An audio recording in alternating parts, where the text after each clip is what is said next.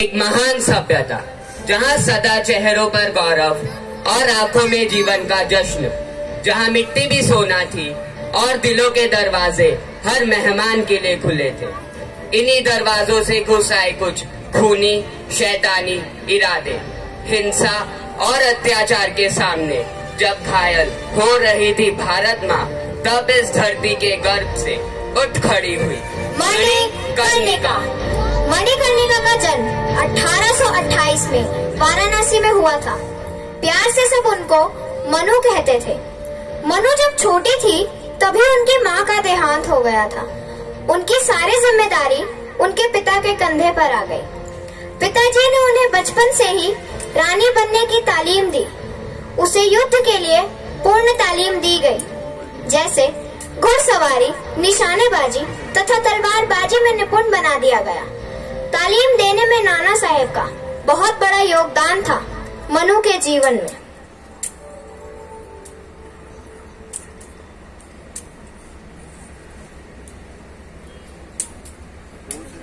आइए देखते हैं अगला दृश्य झांसी का।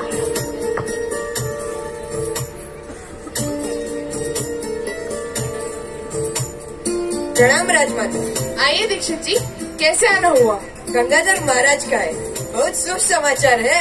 दीक्षित जी, आप तो जानते ही हैं, पुस्तकालय, नाट्य कला और संगीत, यही तो है आपके महाराज की दुनिया। अंग्रेजी सरकार के कई पत्र आ चुके हैं। वे कित्तों की तरह हमारी झांसी पे नजर गड़ाए हुए हैं। अगर झांसी को सही समय पर उत्तराधिकारी नहीं मिला तो वे झांसी भी हड़प लेंगे। ऐसा कुछ नहीं होगा। एक लड़की देखी जिसकी हमें खोज थी। अच्छा, क्या ये लड़की हमारे वंश और परिवार के लिए सही रहेगी? परिवार का तो पता नहीं, पर झांसी के लिए सही रहेगी। 1842 में मणिकर्णिका 14 साल की थी। उनके लिए झांसी से राजा गंगाधर के विवाह का प्रस्ताव बाजीराव के दरबार में आया था। प्रणाम पेशवा जी। दीक्षित जी, आपसे मिलकर बड़ी प्रसन्नता हुई। कहीं कैसे आना हुआ? पेशवा जी, मैं आपसे कुछ बहुत अनमोल मांगने आया हूँ। फिरंगियों ने हमसे हमारा सब कुछ छीन लिया है, सिर्फ एक छोटा सा गांव भी ढूंढ दिया है। अब हमारे पास ऐसा क्या अनमोल है जो झांसी को चाहिए? मणिकर्णिका का रिश्ता आपके और हमारे लिए नहीं, परंतु झांसी के लिए है।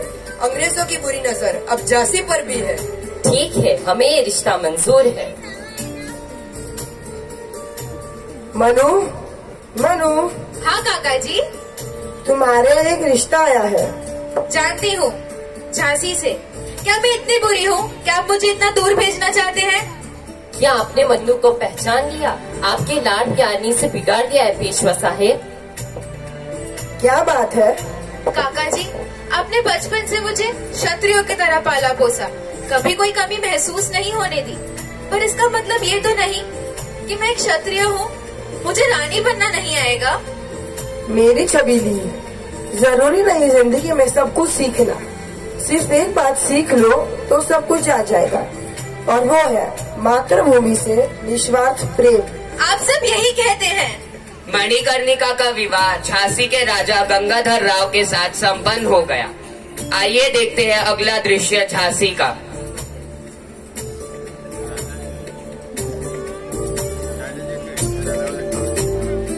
महाराज, अब झांसी की परंपरा का सम्मान करते हुए आप अपनी अर्धांगिनी को एक नया नाम दें। हर्षित है कण कण धरती का झांसी में लगे, लक्ष्मी के चरण पड़े और झांसी के पाप जगे। लक्ष्मी, आज से ये झांसी की रानी लक्ष्मी बाई के नाम से जानी जाएगी। झांसी में लोग बहुत खुश थे, इसलिए जश्न का आयोजन किया गया।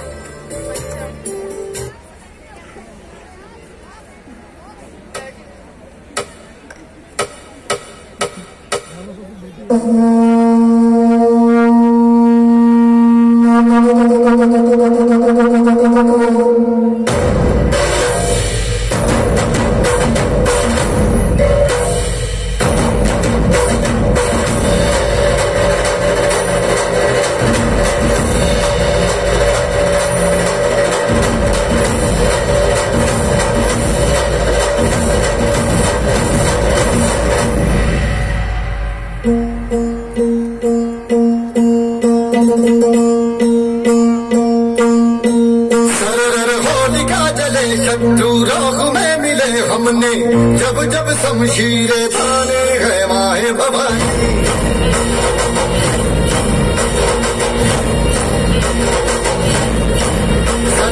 आंधियां उठे शत्रु जड़ से ही मिटे हमने, बात यही मन में ठाने है माया भवानी।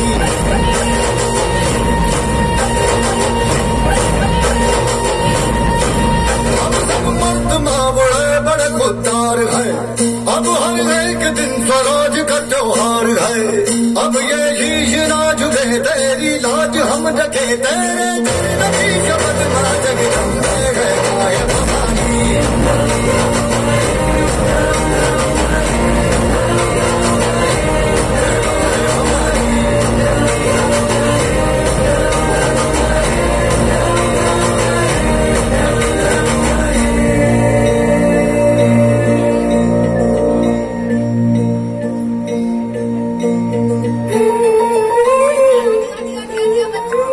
विवाह के पश्चात दोनों हंसी खुशी रहने लगे।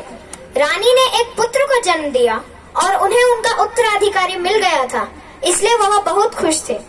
परंतु दुर्भाग्यवश उनके पुत्र का निधन हो गया। महाराज गंगाधर यह सदमा बर्दाश्त नहीं कर पाए और उनका स्वास्थ्य बिगड़ गया। अंग्रेजन बड़ी चालाकी से झांसी हड़प जाएंगे। हमें अपने उत्तराधिकारी के लिए एक दत्तक पुत्र गोद ले लेना चाहिए। महाराज, ये आप क्या कह रहे हैं? कुछ तो विचार कीजिए।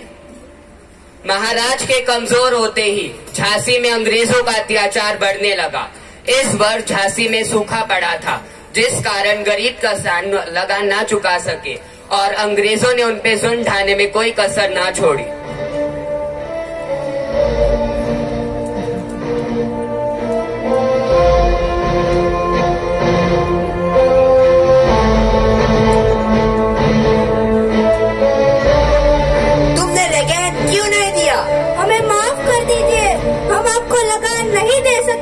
हमारे खेत सूखे हैं, बीवी बच्चे भी भूखे हैं, हम आपको लगान कहाँ से दें? हमें कुछ नहीं पता, हमें तो सिर्फ लेगेन से मतलब है। हमें माफ कर दीजिए। अभी झांसी के राज दरबार में दत्तक लेने की चर्चा शुरू ही हुई थी कि यह खबर अंग्रेजों के कानों तक पहुंच गई और अंग्रेज इस विषय में चर्चा में जुट गए। According to doctrine of Labs, if the king of a subsidiary state और उनके राज्य ब्रिटिश के कंट्रोल में है और उनके किंग का डेथ विदाउट नेचुरल मेल है हो गया है, तो उनका राज्य ब्रिटिश के कंट्रोल में आना चाहिए। Oh yes, I know. अब हमारा टारगेट झांसी है। अवध सतारा हमारे कैप्चे में। सुना है झांसी में दत्तक लेने की तैयारी चल रही। Let's go to see there what will happen. Jhansi के दरबार में दत्तक लेने के आयोजन शुरू हो गए।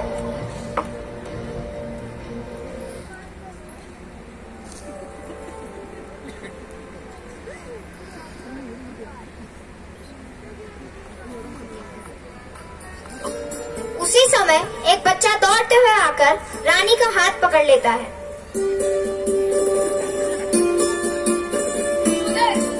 क्षमा क्षमा महारानी, ये मेरा पुत्र अपनी माँ को ढूंढते हुए आपका हाथ पकड़ ले, क्षमा।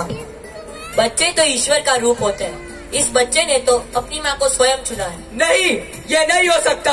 आपने मेरे बेटे को दत्तक लेने का वादा किया था। आनंद राव कभी भी झांसी का उत्तराधिकारी नहीं बन सकता। महामंत्री जी महाराज, घोषित किया जाए कि वासुदेव राव का पुत्र आनंद राव ही हमारा उत्तराधिकारी बनेगा। आनंद राव को अब दामोदर राव के नाम से जाना जाएगा। जब तक वह सिंहासन संभालने के योग्य नहीं हो जाते, तब तक सिंहासन को महारानी संभालेगी। महाराज के देहांत के बाद अंग्रेज झांसी हड़पने की रणनीति में जुट जाते हैं।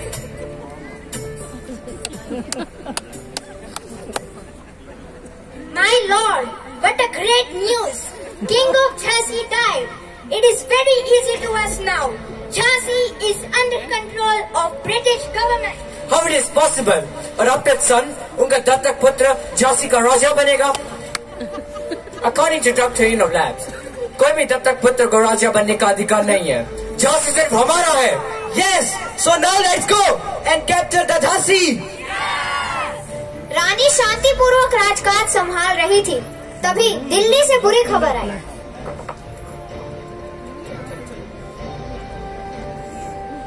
चलो। महारानी, महारानी, बहुत बुरी खबर है। अंग्रेज दिल्ली और कानपुर पर कब्जा कर लिए हैं। अब उनका अगला निशाना झांसी है। 60,000 कीमत मांगे हैं अंग्रेजों ने हमारे झांसी की। वो चाहते हैं कि हम हमारी झांसी उनके हवाले कर दे। हरगिज नहीं। आपके पिता के जाने के बाद उन अंग्रेजों ने आपको झांसी का वारिस मानने से इनकार कर दिया है। वो चाहते हैं कि हम उनकी गुलामी स्वीकार कर ले। लेकिन अगर हमने हमारी झांसी उनके हवाले कर दी तो फिर हमारा इस धरती से रिश्ता हमेशा के लिए टूट जाएगा। और आपके पिता ने झांसी के लिए जितने सपने देखे थे वो सब मिट्टी में मिल जाएंगे।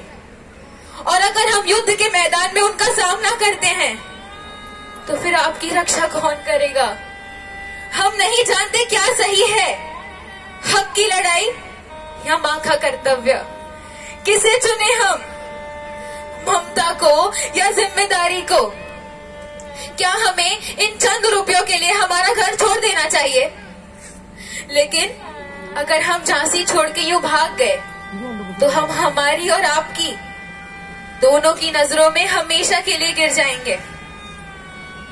हाँ दामोदर, हम लड़ेंगे, अपने हक के लिए हम जरूर लड़ेंगे और एक माँ का कर्तव्य भी पूरी तरीके से निभाएंगे, जिससे आपके भविष्य पे कायरता की कभी कोई परछाई ना हो।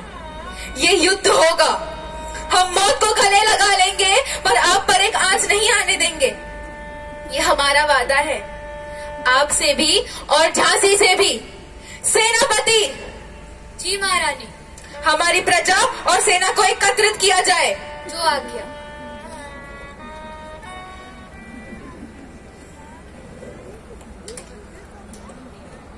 हमारी झांसी खतरे में है और हम चाहते हैं कि इस बार इस युद्ध में झांसी की महिलाएं भी शामिल हो, और इसलिए आप सबको युद्ध कला में निपुण बनना होगा।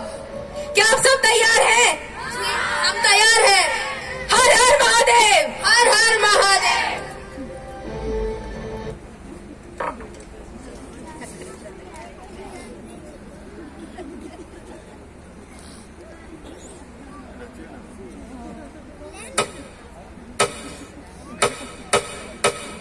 पूछ रहा अस्तित्व तुम्हारा कब तक ऐसे वारिस होगे? बोलो बोलो कब प्रतिकार करोगे?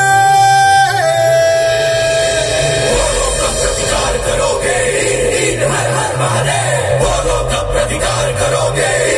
हर हर महादेव।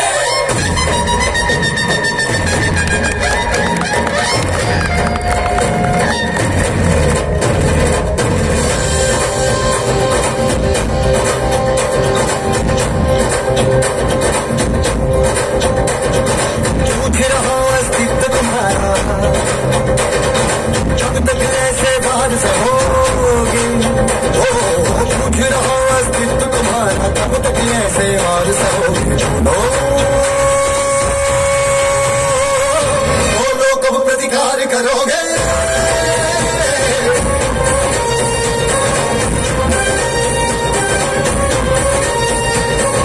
बोलो कब प्रतिकार करोगे? बोलो कब प्रतिकार करोगे? जाती है यौवन निर्जर छूट रहा है, अत्याचार बढ़ना इसी है, जब तुम्हारा टूट रहा है, अब तुम सच स्वीकार करोगे? बोलो बोलो बोलो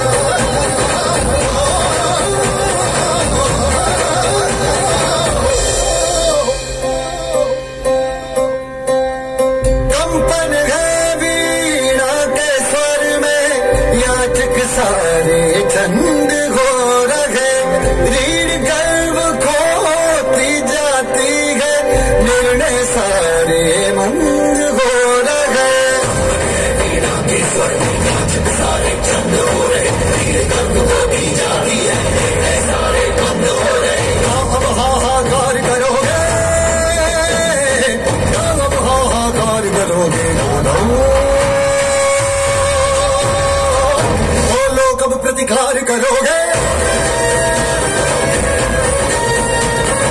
जो तुम प्रतिकार करोगे,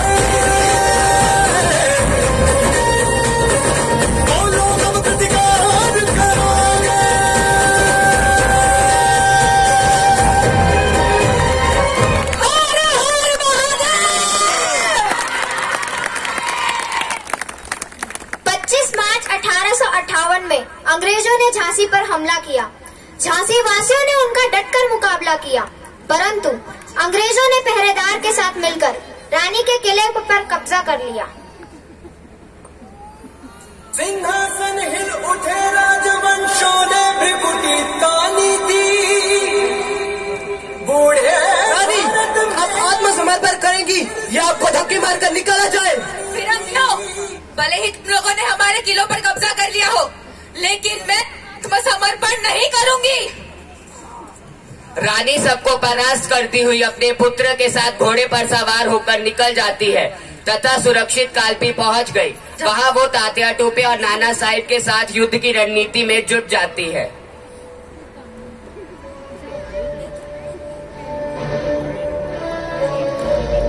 तात्या टोपे जी, कैसे परास्त करें हमें अंग्रेजों को? क्या करें हमें अंग्रेजों को हराने के लिए? महारानी, आपकी सेवा के लिए तो हम हाजिर हैं। हम सब मिलकर अंग्रेजों को सफाया करेंगे।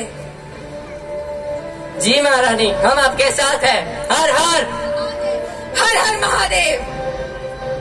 महारानी के पीछे पीछे अंग्रेज भी कालपी पहुंच जाते हैं और अगले दिन की पहली सूर्य की किरण के साथ ही दोनों पक्षों में युद्ध शुरू हो जाता है। सिंहासन हिल उठे, राजवंशों ने भृकुटी तानी थी। बूढ़े भारत में फिर से नई जवानी थी। घूमी हुई आजादी की कीमत सबने जानी। अगर तो अपनी रानी का नहीं हुआ तो हमारा क्या होगा? को करने की सबने मन में ठानी थी।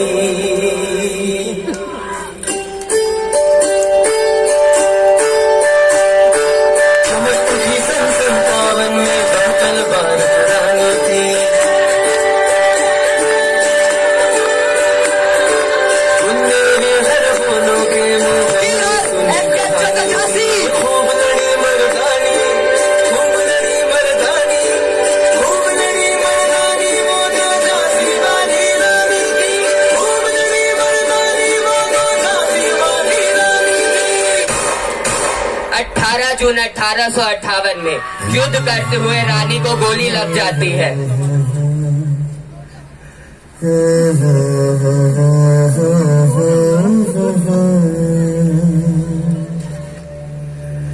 देश से है प्यार तो हर पल ये कहना चाहिए,